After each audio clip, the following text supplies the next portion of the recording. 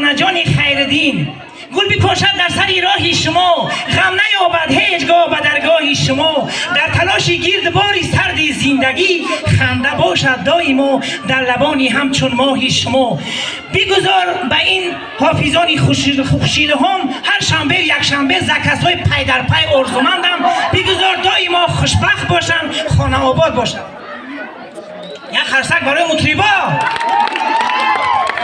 از فرخاری باستانی چله به دست آمده ایم، این وحدت شما ما کوگی مست آمده ایم. ای دوستای شیرین کوگا پرید ای دستم، من همه تایر جانی کوگی مستم.